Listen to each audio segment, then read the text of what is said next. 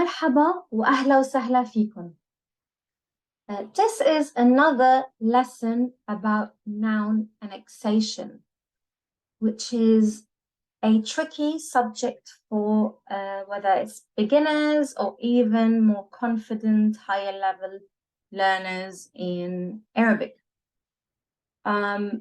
Let's start with the basics, and I would advise you to go back to the lesson as well about definite and indefinite nouns to start with in the 80 lessons course in the Lebanese mega bundle. So if you're a program participant in my online Lebanese program, please do go back to that essential lesson, which is in the beginning of the at the end actually of the phonics section, when we go through all the sounds and the letters in Lebanese, the basics. Then you've got definite and indefinite nouns, which is a very important step to complete.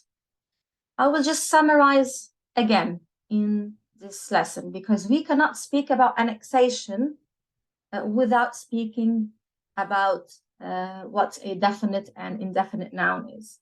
And you're going to see my point soon. So, الاسم المعرفي means a definite noun. You might know عرف, verb عرف means to know something. أنا بعرف, I know. أنا ما بعرف, I don't know. So, اسم المعرفي is something that is known, literally. It's what we call in English a definite noun. And common sense, you'd think, okay, that's any noun that has il. Like if I say كتاب, a book. In Arabic, you simply add il, الكتاب, alif lam, the book. And you end up with a definite noun. Let's write the example here. كتاب, to make it, that's a book. So we don't have a or an or like any other language. Simply the noun without anything is indefinite. And to make it definite, we simply add il. الكتاب. Now the addition of the alif lam, is the definite article, makes the noun definite, basic knowledge. And an indefinite noun, as I mentioned, no il, that's what we call الاسم النكرة, nakira, unknown, nakira, indefinite. What is a word in Arabic? Now, why is that important? You'll see, because we need to know what is a noun. And you're going to see how everything will start making sense and clicking. So typically, we can divide any word or in Arabic to a noun, verb, or particle. اسم, فعل, أو حرف. Why is it important to know? Because الاسم بالعربي in Arabic is not just a noun. It includes other things like adjectives and adverbs, which in English will have different categories. But when I say a noun in Arabic, اسم, that means other stuff as well. It's not just a noun like in English. It includes, for example, it could include a pronoun like over here, هو. It could include a proper name like Ibrahim, like Rita, Rana, John. It could include a proper name, for example, Dubai. Lots of things. So let's go one by one. رجال, a man. That's ism in Arabic. Nimr, the tiger, name of an animal. Ktab, name of a book. So it could include something that's human, non-human, etc. It could include a proper name like Dubai, Beirut, so on. The name of a person like Ibrahim. It could include the name of something that's abstract like Yom, a day. It could include an adjective like hello, beautiful, also adverbs and so on. And we also have الفعل. So the verb, whether in any tense it is, like in the past, أكل. هو أكل, he ate. هو بيحب ياكل. ياكل means eats, he likes to eat. For example, هو عم ياكل, he is eating. And if I say call, eat in the imperative. So a verb is obvious. It denotes an action, and it could be in any tense, whether it's past, simple present, the present with the be prefix in colloquial, or in the continuous with using عام, or in the imperative, in the future, etc. So this is the verb. Now, notice عام over here is a particle. We will drop it over here. So that's the other category. حرف could be a particle, like and, for example, أنا بحب التفاح والموز. And لا أو لا is a particle of negation. That means no. من أنا من لبنان, I'm from Lebanon. من is a particle. بس, which means but. أنا بحب التفاح بس ما بحب الموز. ح أو راح, which means will. أنا راح آكل, I will eat. أو أنا ح آكل. And we could add عم over here. أنا عم آكل, I am eating. So particles, prefixes, conjunctions, prepositions fall under here. الحرف. So عندنا الاسم, الفعل, والحرف. So be mindful of الاسم, of what الاسم could include. Okay, so a noun in Arabic is considered definite under the following conditions. So we know a noun is definite when we add the alif, the lam. So we already know that. That's basic knowledge. There are other conditions as well, or other properties that would qualify it as a definite noun. A proper noun is considered definite because it's a proper noun. It's something that has a name already. For example, Lebanon, Khalid, a name of a person, name of a place. John, Jack, any type of proper name, whether it's the name of a place, a person, a city, so on. Personal pronouns, like if I say أنا, أنت, هو, هي, it's definite because we are referring to someone who's known. Demonstratives like هيدا, هيدي, هيدول. Relative pronouns like illi, or when we say mean, for example. Nouns forming the first part of إضافة construction. So إضافة construction is in English what we call an annexation construction, where we have two nouns together. The second noun typically provides more information about the second noun. So for example, if I say كتاب on its own, كتاب, a book. But if I want to specify that it's the student's book, I'm going to say كتاب التلميذ, كتاب التلميذ, the student's book, or literally the book of the student. So now this became definite. كتاب became definite. It's not now a book. It belongs to someone. We know who that book is for. So it became definite. Why? By means of al-idafa or annexation. This is very, very important to know. We cannot consider كتاب over here an indefinite noun anymore. Now it's a definite noun because we defined it. We gave information. We know what it is. It became a known noun. It's a معرفة. So كتاب التلميذ.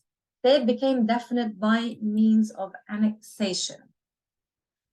Always in Arabic, we start with the noun first and then anything else, whether it's an adjective. For example, if I say كتاب كبير, we don't say كبير كتاب, a big book, like in English. You start with big first and then you write book. But in Arabic, you're literally saying a book, big. So you start with كتاب, always the noun, and then the adjective. كتاب كبير. Also in the case of annexation. Now, if I want to, we said كتاب التلميذ. If I want to say my book, same thing. كتاب. So we start with the noun first, and then any possessive pronoun. So this is a type of annexation over here when we're adding a pronoun, whether it's my book, your book, his book, كتابي, كتابك, كتابه. So now that's a إضافة or annexation construction. So كتابي, noun over here plus possessive pronoun. Always we start with the noun first and then we add the pronoun. Always, always. We don't say like in English, my first and then book. We're literally saying book of mine, if that makes sense. Now, to understand annexation as well, and to make your sentence structure foolproof, let's go over what makes a nominal sentence. Nominal sentence starts with what we call a name, an ism. Starts with an ism, with a noun. And remember that a noun in Arabic could be any of the above things that we spoke about. Okay? So some examples. For example, if I say الطقس حلو, the weather is beautiful, I start it with a simple noun. البيت, here, the house is big. I cannot say طقس حلو. A weather is, it doesn't make sense. So if I want to speak about something, I want to tell someone something, it's something that I know, that I already know. So I'm going to use ألف لام. البيت كبير, the house is big. Just a note here, sometimes in English, you can start a sentence without a definite, the definite article that. So you can say, dogs are animals. You wouldn't typically say the dogs are animals. But in Arabic, you have to say space, lab, haya, net. So we have to start with il.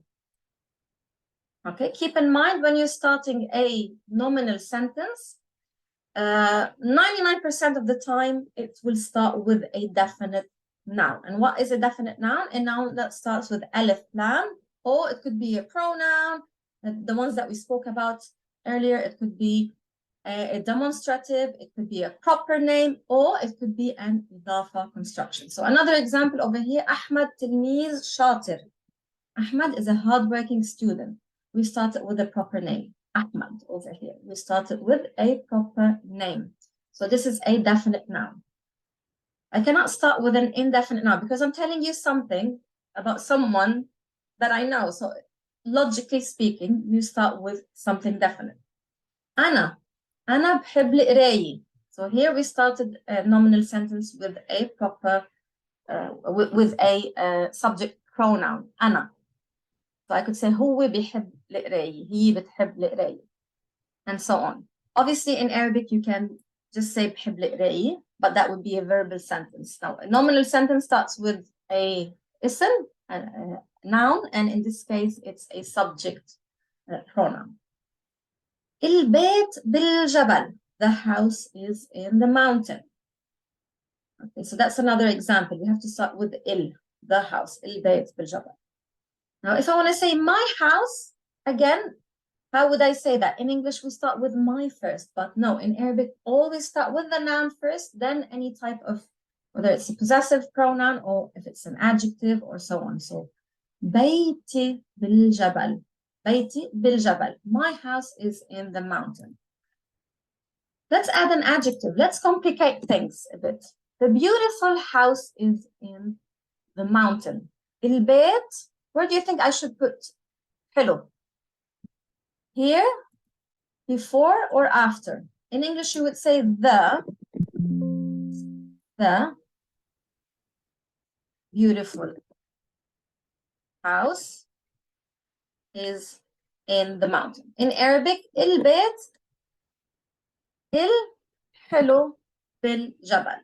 We added alif lam over here because this is an adjective. The noun over here is definite. So the adjective follows in term of definiteness as well. So I have to say البيت الحلو بالجبل. The beautiful house is in the mountain. البيت الحلو بالجبل. بيتي بالجبل. My house is in the mountain. So the ya comes after bait. Okay?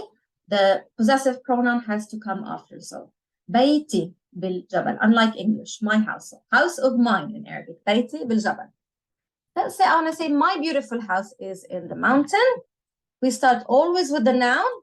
then any possessive pronoun, then the adjective.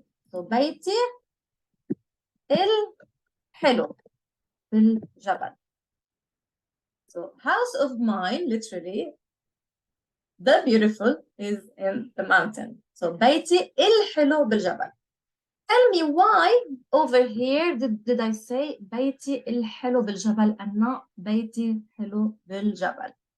I mentioned earlier that the adjective has to follow the noun in terms, we know that it follows in terms of number, masculine, whether masculine or feminine, and in terms of definiteness and indefiniteness. So بيتي, is that a definite or indefinite noun? Think for a moment. That's a definite noun. Excellent, because if we go back to the notes that I showed you earlier, a definite noun is not just a noun that has il, the definite article. It also includes subject pronouns, proper names, names of people, names of places. It could include relative pronouns, demonstratives. It could also include noun annexation. So any إضافة construction or noun annexation is considered definite. So I have to add il. بيت الحلو. I can similarly say بيت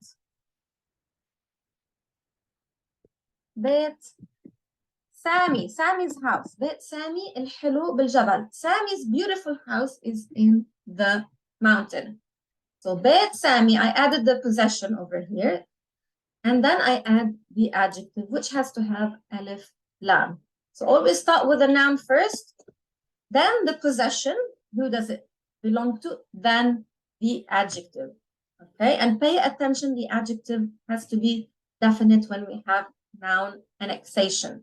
Possession is a type of annexation, whether it's a possession that was formed with a attached pronoun, or whether it was formed by adding a separate noun like Sami. So whether it's beiti, the ya is a pronoun, or whether it's beit Sami, Sami is a proper name. Beit Sami biljabal. Sami's house is in the mountain. So we start with beit, obviously, first. Then we add Sami after. So we do not say, like in English, Sami's beit or Sami's house. That doesn't work like that in Arabic. We have to start with beit and then Sami. Think of it like the other way around. In English, we say Sami's house. In Arabic, it's beit Sami. Turn it, flip it the other way around. Or think of it as house of Sami. Okay, so beit of Sami, beit Sami. بالجبل.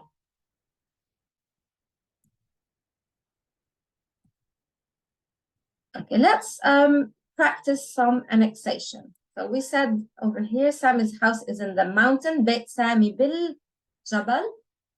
My dad's car is in the garage. We can use the same word in Lebanese garage. You don't have to use the more sophisticated mir'ab, for example. The meeting notes are in the computer. You can use computer in Arabic as well. And you can use mulahazat for notes. Mulahazat for notes. And said you can use computer. The staff meeting was successful. اجتماع يعني meeting. اجتماع is a meeting. You can use for staff موظفين, which means employees. ناجح means successful. And obviously you have to use كان. It was about the meeting in the past. I'm giving you lots of tips to help you translate these sentences and think in terms of annexation, how you're going to place your words. You always start with the main noun and then you're adding information about it. Now let's complicate things a bit. Sami's big house is in the mountain. My dad's sports car, الرياضية, is in the garage. The first meeting notes are in the computer. Our staff, موظفينا. Our staff meeting was successful. Try to think of how you're going to form these sentences. Pause the screen and try, and then I'm going to solve the answers now. So أول خطوة, step 1, بيت سامي بالجبل. So we start with بيت first, then the possession. بيت سامي بالجبل. سيارة بيي بالجراج. We start with سيارة, then the possession. Whose car it is? بيي, my dad's. Okay, so we start with سيارة, then بيي. So بي, a father, بيي, my father. Okay, so you can think of it as my dad's plus car, 2 blocks. So سيارة is the first block and بيي the second block to make it easier. Form بيي alone, my father, and then add it to سيارة. Whose car it is? سيارة بيي. So block 1 and then block 2 together. Okay. In English, you go the other way around. My dad's car. In Arabic, سيارة بيي. Okay. Same thing over here. ملاحظات الاجتماع بالcomputer. Okay. So instead of saying the meeting notes, we literally saying the notes of the meeting. Okay, so it's the other way around in Arabic. We start with ملاحظات and then we add what kind of notes or ملاحظات is it? ملاحظات الاجتماع or whose or what's notes are they? We added the other part, the information bit here, and that's what we call annexation, because this part is not an adjective, it's annexation. ملاحظات الاجتماع بالكمبيوتر. Okay. اجتماع الموظفين كان ناجح. Okay, so the staff's meeting was successful. So again, we start with اجتماع first, which is a meeting, اجتماع, and then we start whose meeting was it? We adding the possession or the information, because annexation is not just necessarily possession, it could be any type of information about that noun, and that's what makes it definite. So over here, it's the staffs. So اجتماع الموظفين. So turn it the other way around. We don't say the staff's meeting, we say اجتماع الموظفين, or the meeting of the staff, literally, كان ناجح. Okay. Step number 2, we're gonna complicate things a bit. Okay, بيت سامي الكبير بالجبل. Okay, so we added an adjective. Block number 1 is بيت سامي. That's the annexation block. Okay, then we add the adjective, okay, which is الكبير. Obviously, because بيت سامي, that's a definite noun. It was defined by means of إضافة, annexation or إضافة construction. So that's block number 1. بيت سامي, and block number 2 is الكبير, the adjective.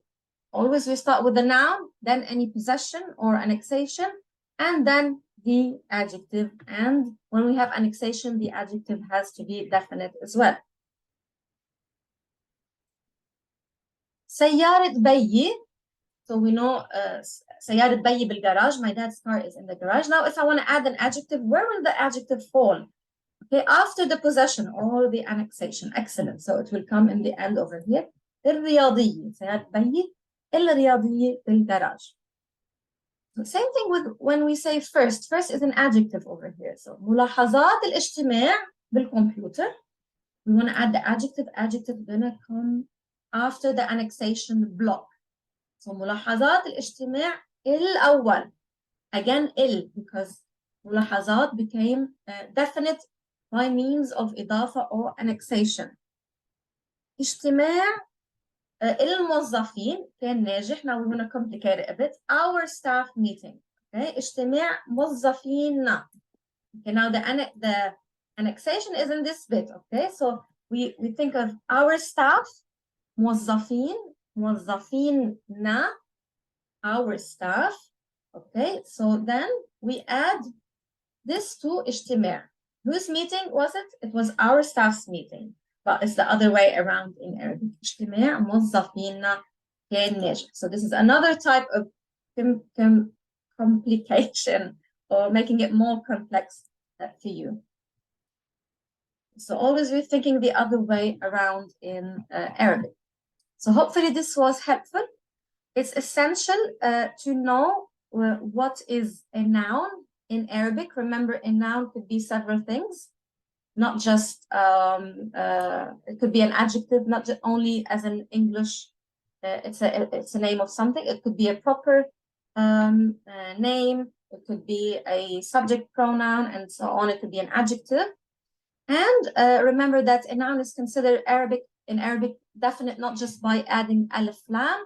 It's also if it's a proper noun, if it's a subject pronoun, relative pronoun, or in terms of annexation when two nouns are combined, such as possession or any type of other annexation. When you're providing more information about the noun will become definite.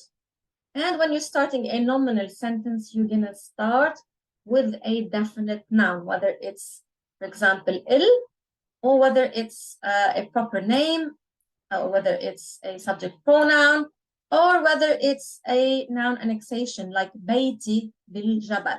I didn't say il bayti because bayti already is definite. It has the ya, which means my house. Okay, it doesn't. You don't also say the my house, for example, but that wouldn't make sense. Now, in this bit, I'm going to give you some extra information, and that's not for the light-hearted. So now I'm going to step it up a bit, but it's very important as well.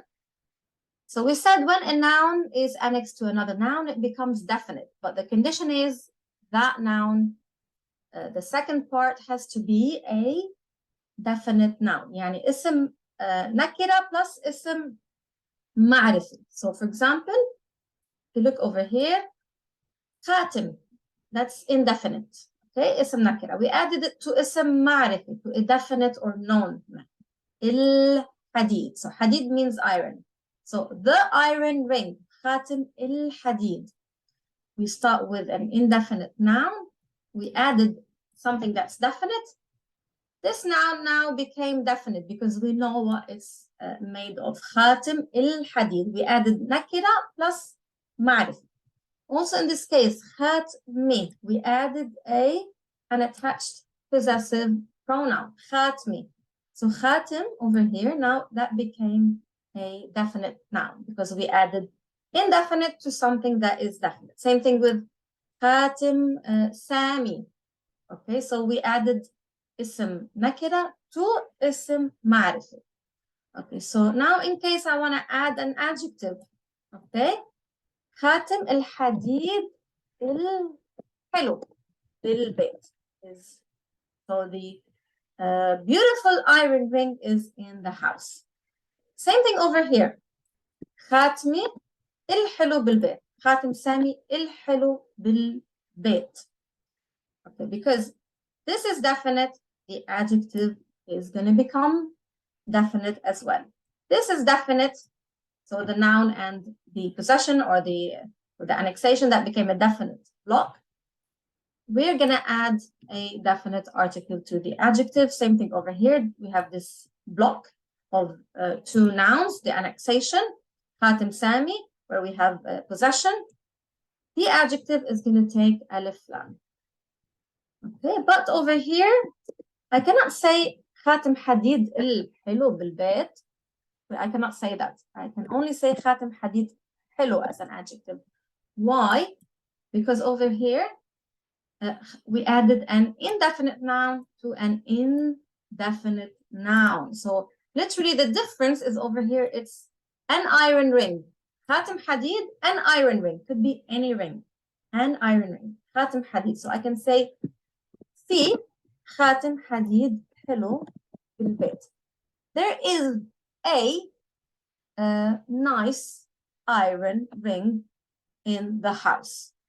So in this case, hello and not il hello, even though we have noun annexation, but this annexation doesn't qualify the noun over here as definite. Why? Because we added indefinite to indefinite, nakira plus nakira. So the noun is still not defined, still not known. In English, it's an iron ring, not the iron ring.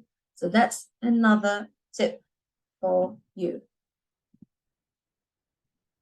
So hopefully this was useful. If you have any questions, please do let me know.